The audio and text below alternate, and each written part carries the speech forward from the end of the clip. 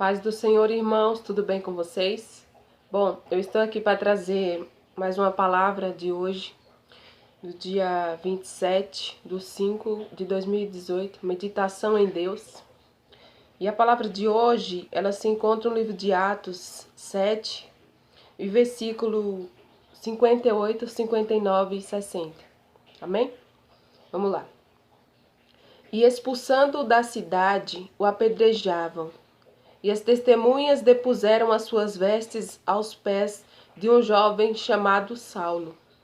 E apedrejaram a Estevão, que em invocação dizia: Senhor Jesus, recebe o meu espírito. E, pondo-se de joelhos, clamou com grande voz: Senhor, não lhes imputes este pecado. E, tendo dito isto, adormeceu. Glória a Deus. Meus amados irmãos, nós vemos aqui quando Jesus ascende aos céus, ele vai aos céus, e os discípulos eles ficam em Jerusalém, porque o Senhor falou para eles ficar em Jerusalém, que do alto eles seriam revestidos de poder.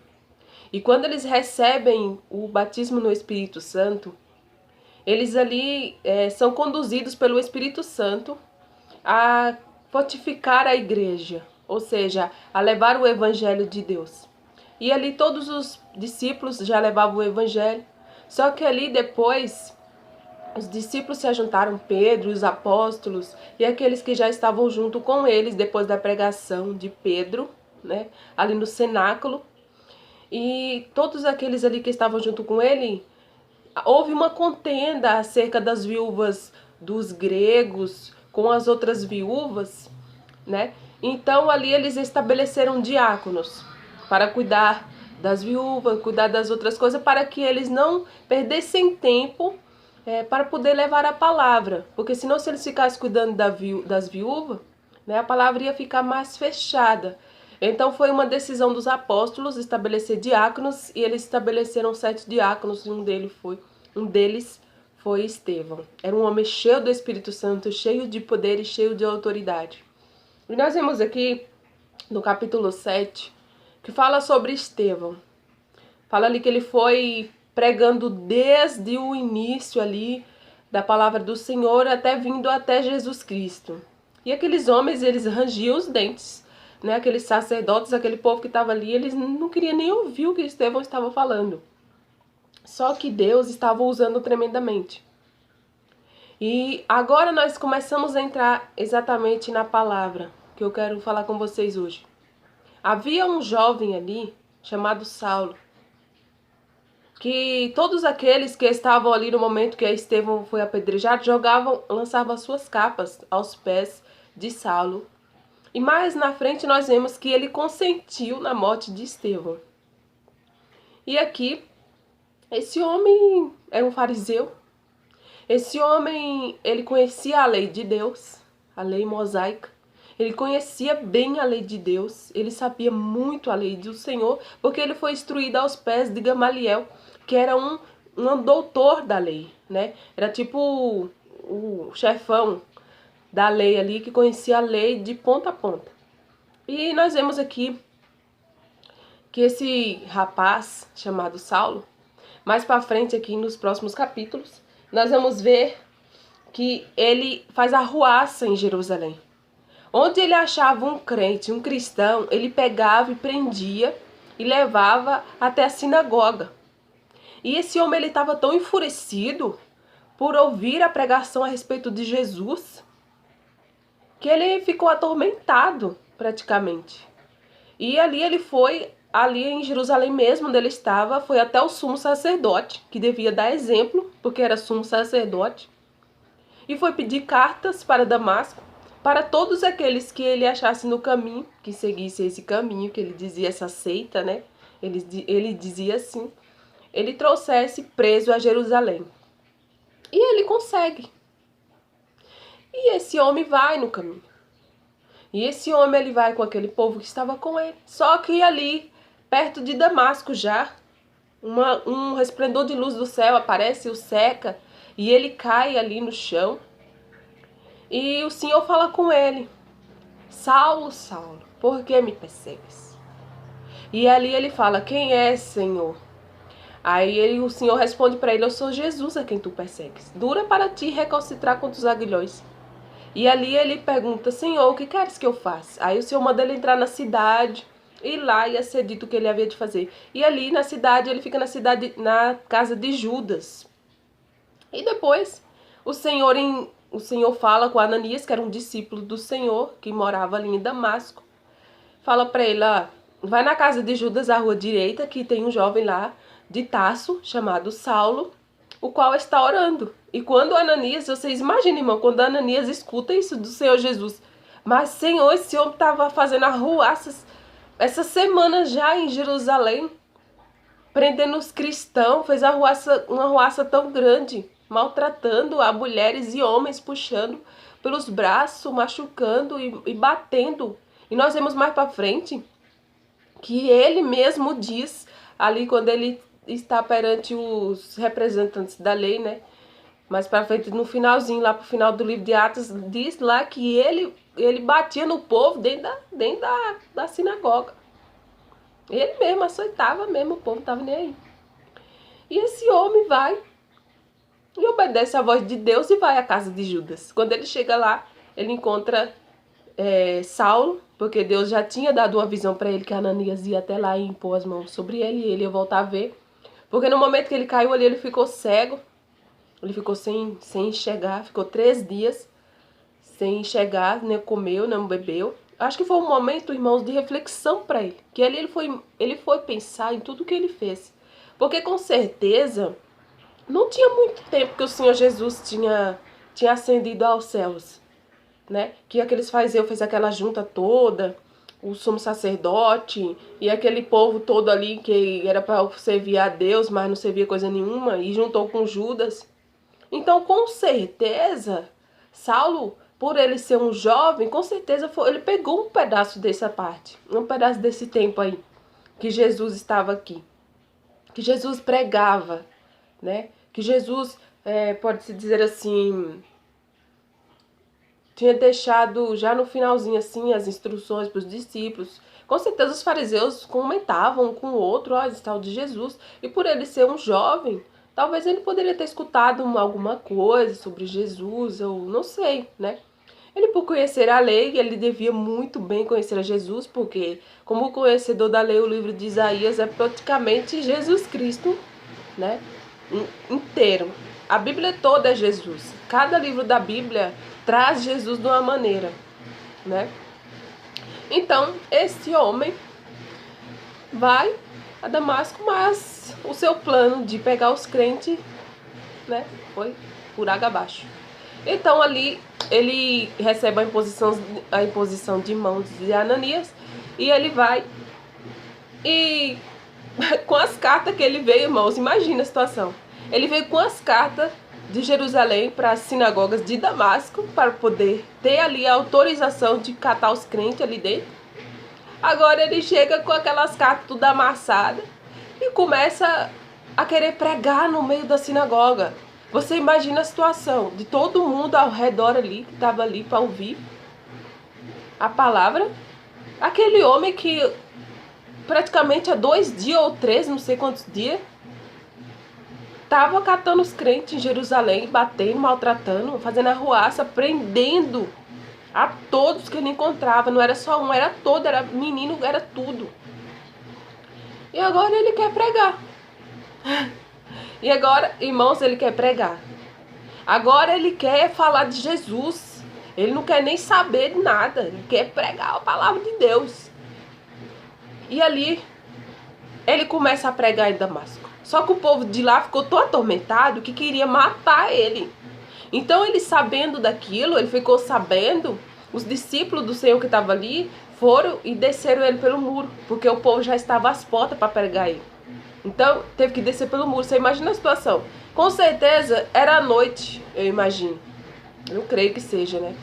Pode ser à noite, porque eu creio que foi um caminho para ele chegar de dia em Jerusalém. E você imagina agora ele chegando em Jerusalém, ele encontra com Pedro, com os discípulos do Senhor, com Filipe. Ele encontra com todos os apóstolos de Deus e aqueles discípulos ao qual aceitaram o Senhor ali, que foi os 3.000, e depois, se eu não me engano, foram 5.000, e depois os outros, né, que foram aceitando conforme os apóstolos foram pregando a palavra de Deus. E ali ele chega, Pedro, né, chega até Pedro e fala assim, eu posso pregar junto com vocês? Você imagina a cara de Pedro. Mas tu estava aqui semana passada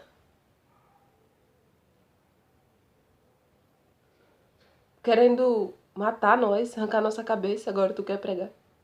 Então para os discípulos foi um choque. Só que aí Barnabé estava com uma visão bem aguçada ali. Ele viu que ele estava convertido mesmo de verdade. Então Barnabé leva eles até os apóstolos e explica a situação, o que aconteceu. Com certeza ele chegou até Barnabé e explicou bem a situação. Barnabé era um homem muito sábio. Vocês veem que ele é cheio de fé e cheio do Espírito Santo. Ele era uma espécie de doutor da lei, era um super conhecedor. Assim como o Apolo, né? Conhecia muito a lei, mas ainda na época ele não tinha conhecido o batismo no Espírito Santo, né? Então esse homem, ele leva Saulo até ali e ele começa a pregar em Jerusalém. Você imagina a situação agora. Ele está em Jerusalém. Ele era de Tarso, mas foi criado ali aos pés de Gamaliel em Jerusalém. E você imagine Gamaliel vendo o aluno dele pregando Jesus. Então, foi um choque para Gamaliel. Foi um choque para o sacerdote, para o sumo sacerdote que deu as cartas para ele, irmãos. Você imagine agora, o homem que era perseguidor dos crentes, agora vai ser perseguido pelos perseguidores dos crentes. Então aquele sumo sacerdote, com certeza, quando ele viu Saulo ali nas ruas, dando de um lado para o outro, ele saía e entrava, a palavra diz que ele saía e entrava em Jerusalém. Ele não tinha medo de nada. Ele sabia quem falou com ele. Então ele ia levando a palavra, ele não estava com medo.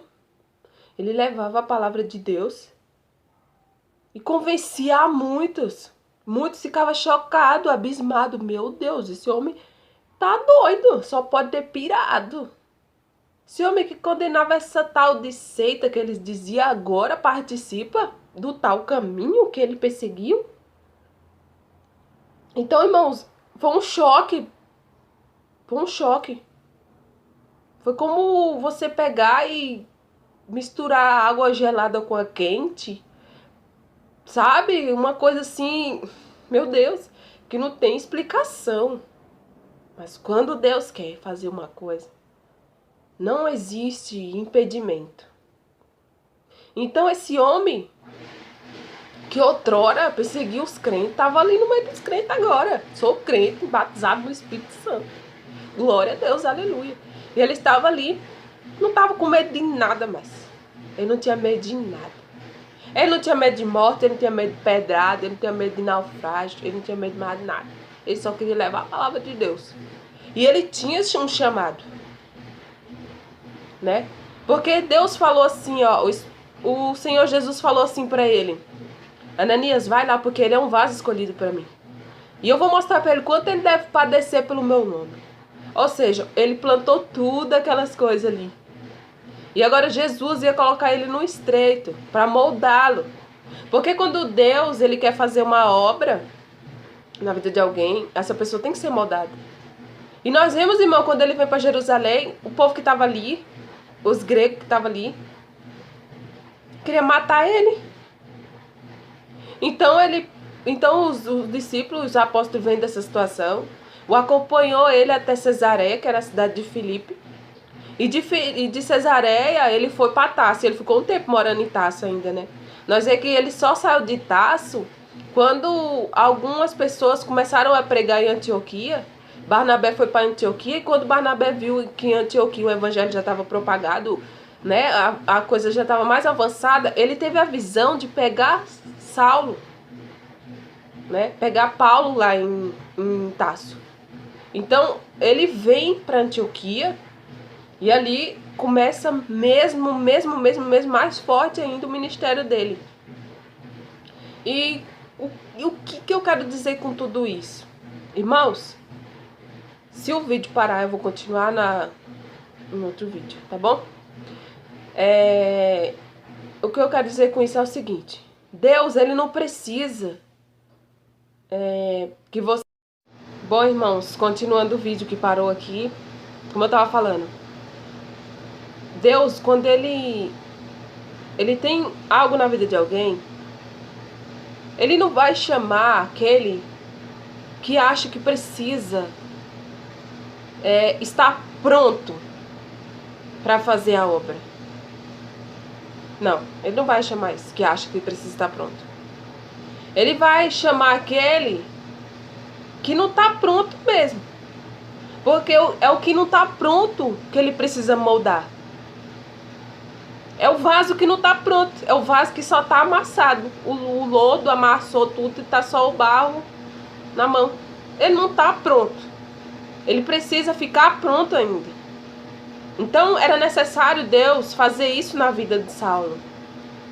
Era necessário Deus abrir os olhos dele espirituais para ele ver que a letra estava matando ele. Mas ele precisava do Espírito Santo na vida dele. Irmãos, vocês veem quando aquele homem, Deus tira ali a cegueira espiritual daquele homem, que eu creio que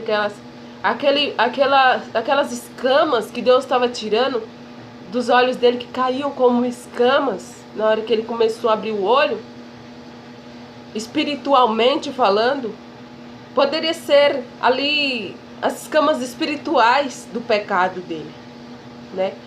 Do pecado dele conhecer a lei de Deus, mas ele não meditar, porque toda a lei de Deus estava falando sobre Jesus. Toda a lei de Deus falava que Jesus vinha de Belém. Jesus nasceu em Belém. Depois que ele saiu de Belém, foi para o Egito. Depois ele foi lá para uma cidadezinha lá, chamada Nazaré, se eu não me engano. Ele foi para a Judéia, depois ele foi para Nazaré, se eu não me engano. E depois que ele foi habitar em Cafarnaum, né? Então, ele estava tão cego que eles viam que Jesus vinha de Cafarnaum. Jesus estava morando em Cafarnaum, porque diz a palavra que ele foi morar em Cafarnaum com a mãe dele, e com os irmãos dele, e com as irmãs dele. E ele ficou morando em Cafarnaum. Só que eles pensavam assim, nossa, Jesus mora em Cafarnaum. Mas a palavra diz que o Cristo Nazareno, que o Jesus Cristo que viria da descendência de Davi, vai sair de Belém. Só que eles não tinham a mentalidade de analisar, peraí, mas de onde que veio esse homem? A palavra diz que ele vai vir de Belém, ele é da procedência de Davi. Mas eles não tinham a mentalidade de pensar, meu Deus, mas será que ele veio de Cafarnaum? Será que ele não veio de outra cidade? Então, irmãos, a letra estava matando. A palavra de Deus, ela não mata ninguém. Pelo contrário, ela corrige e exorta. Mas eles estavam tão focados na letra que eles não tinham misericórdia, eles não tinham amor, eles não tinham a visão espiritual de Deus. E quando Deus chama ele estava ali, irmãos, como é que diz assim, sem conhecimento assim de quem era realmente Jesus, qual era a obra de Jesus, como Jesus procedia. Então ele caminhando com os apóstolos, ele foi aprendendo mais ainda, e o Espírito Santo foi conduzindo ele. Quando o Espírito Santo ele quer chamar uma pessoa para a obra, para fazer qualquer coisa para ele, ele não vai pedir para você fazer teologia, ele não vai pedir para você fazer curso de bacharel de teologia, ele não vai pedir isso. O Espírito Santo não pede isso. E eu sou prova viva disso. Porque eu iria fazer um curso, eu não tenho nada quem faz ou fez, mas Deus falou assim comigo. Eu ia fazer um curso de teologia. E eu até tinha comentado com o irmão da minha igreja sobre isso, né? E ele também tem uma visão assim, parecida com a minha, a respeito dessas coisas. E eu comentei com ele, né? Que eu fiquei perguntando para Deus assim, porque eu tinha escutado uma coisa uma vez, e eu fiquei muito triste, porque eu sei que machucou o Espírito Santo, dentro de uma sala desse negócio de teologia aí. E ali eu falei para Deus, Senhor, eu senti no meu coração, Falei, Senhor, não vou fazer. Mas eu fiquei com medo, irmão, de Deus pensar assim, Deus ficar triste comigo, sabe? Eu fiquei com medo de Deus ficar triste, porque talvez, né? Não sei o que Deus ia pensar. Mas eu fiquei assim, pensando, eu fiquei vários dias pensando, preocupada em Deus estar triste comigo, porque eu disse que eu não ia fazer, né? Então, eu fiquei muito triste e eu estava tendo a oportunidade de fazer algo na igreja. Também Deus me deu uma oportunidade de eu fazer algo na igreja. Então eu juntei esse algo com o curso. Só que eu não sabia nenhum dos dois, né? Eu não sabia se eu fazia o curso, eu não sabia fazer o algo que me foi dado por Deus ali, consentido por Deus de eu fazer. Então eu fiquei preocupada e meu coração estava apertado. Então ali Deus usou um vaso para falar assim para mim: não se preocupa. Ele nem me conhece. Não se preocupa, porque o Espírito Santo vai te ensinar tudo. E ali, irmãos, quando eu ouvi o Espírito Santo falando na boca daquele homem, eu tinha certeza que era a confirmação ali do Espírito Santo para que eu não fizesse aquilo, sabe? Porque eu vejo na palavra de Deus, Saulo, ele não era teólogo, ele era conhecedor da lei, mas ele não era ali teólogo, como muitos dizem. Ele não era teólogo. E vocês vê depois que ele foi batizado com o Espírito Santo, quem conduzia a vida dele era o Espírito Santo. Ele disse assim, ó, que tudo... Deixa eu me lembrar o que ele falou. Que o que ele aprendeu não foi por homem, não foi ensinado por homem. Foi o próprio Deus, através do Espírito Santo, que ensinou para ele. E o Espírito Santo falava com ele: olha, você não vai para a Ásia, olha, você não vai para tal lugar, porque o evangelho não era para ser pregado naquele lugar ainda. Então, ele era conduzido por visão, por revelação, tudo era o Espírito Santo que fazia. O Espírito Santo, irmãos, ele não precisa de estudo para conduzir alguém. Houve um profeta de Deus, que eu não me lembro o nome dele. Eu não vou falar aqui porque eu posso estar errada. Mas houve um profeta de Deus, que eu não estou me recordando, é de um dos profetas menores, que Deus chamou ele era boiadeiro. Irmão, ele era boiadeiro. Ou seja, era desprovido de qualquer recurso de ensino. Irmão, ele não tinha feito faculdade. Pelo contrário, ele estava conduzindo bois na roça. Irmão, eu não fiz curso de nada. O único curso que eu fiz uma vez foi de informática. E eu nem aprendi quase nada também. Porque foi bem rapidinho assim, as coisas eram muito rápidas. E era pouco tempo para aprender. Aí depois eles deram um CD pra gente aprender mais, né? Porque era muito rápido o curso, era pouco tempo. Então, eu aprendi o básico, né? Então, irmãos, Deus, quando ele quer chamar uma pessoa, ele não vai chamar estudado, não. Porque o estudo tira o Espírito Santo. Eu digo estudo da teologia. Muitas vezes tira o Espírito Santo. O Espírito Santo, ele quer o corpo todinho para ele. Ele quer conduzir a pessoa, ó. Fala no ouvido dela, faz isso, fala isso, prega isso. Mas se você aprende na teologia, datas... Eliseu nasceu no ano 3.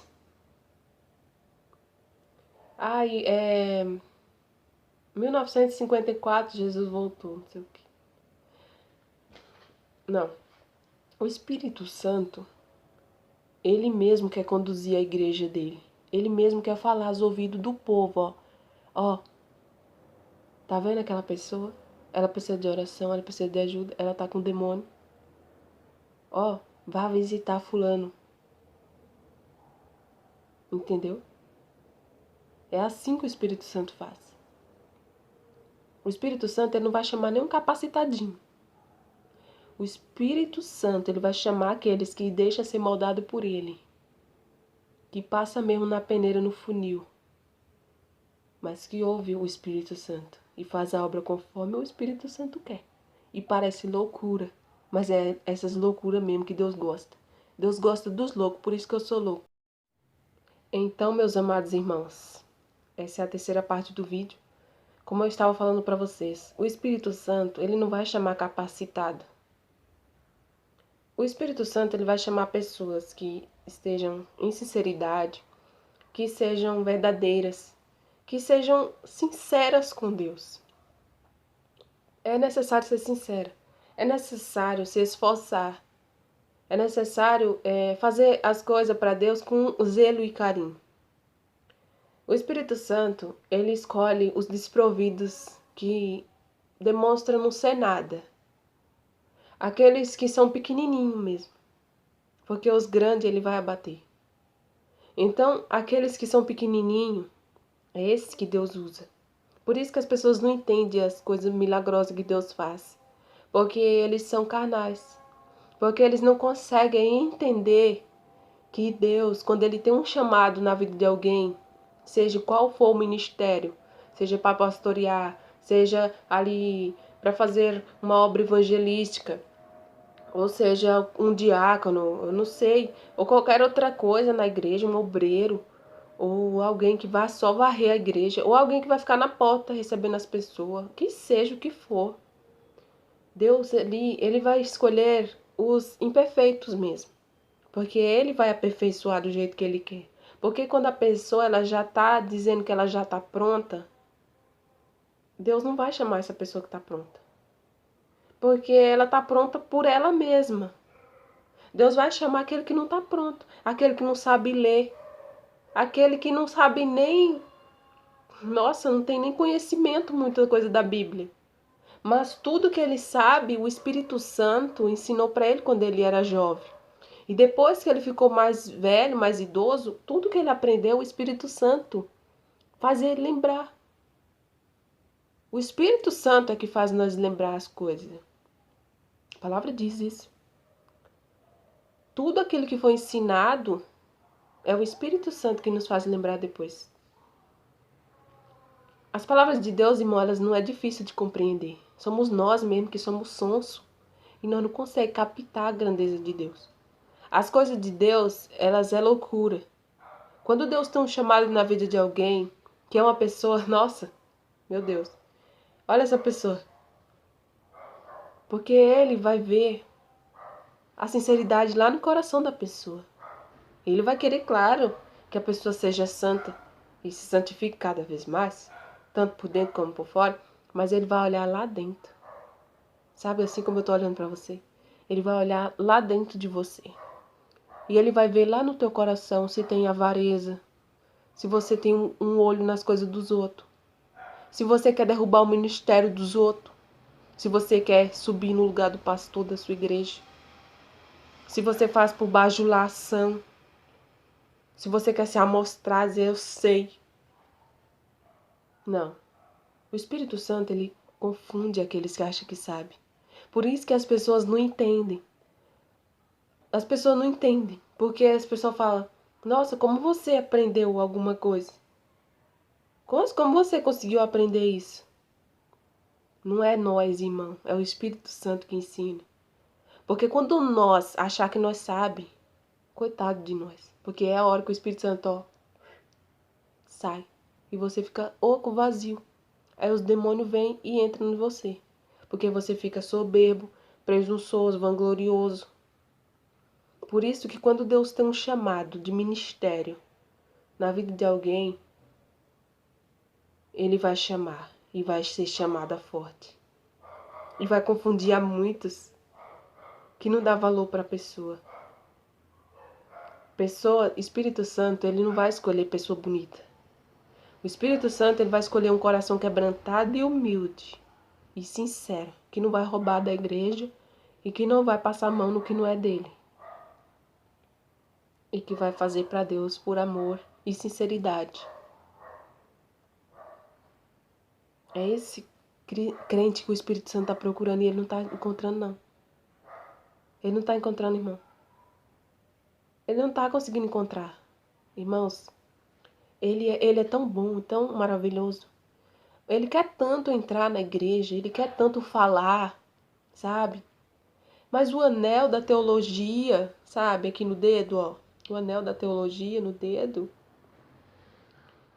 ou o estudo tão grande, nega a eficácia do poder de Deus, nega até o batismo no Espírito Santo nega os dons de cura, de revelação, de profecia. Jesus fez muitos outros milagres que não está escrito na Bíblia. As pessoas limitam a Jesus somente a curar um coxo, que é uma grande obra, mas eles não têm noção do poder que Jesus tem. Então, o Espírito Santo, ele está triste porque estão machucando ele. Assim como ele fez na vida de Paulo, ele quer fazer na minha e na sua vida. Ele quer, irmão, ser o dono da igreja. Mas, infelizmente, o povo não escuta mais o Espírito Santo. Infelizmente, o Espírito Santo ele quer entrar na porta da igreja junto com nós. Mas eles estão colocando ele para fora. Irmãos, ele já não entra mais em muitos lugares. Em muitas vidas ele não está mais. A pessoa acha que é cheia do Espírito Santo. O Espírito Santo já está há muito tempo. Irmãos, ouça o Espírito Santo. Guia a tua vida pelo Espírito Santo. Faz o que o Espírito Santo quer que você faça. Não ouça a voz de homem, não. Deixa o Espírito Santo falar contigo. Porque ele tem um ministério na tua vida. E é ele que vai te ensinar, você não precisa de nada mais. Só ler a palavra, jejuar e orar e se santificar. E buscar cada vez mais a Deus. Porque o Espírito Santo vai ensinar tudo que você precisa saber. Assim como o Espírito Santo disse para mim.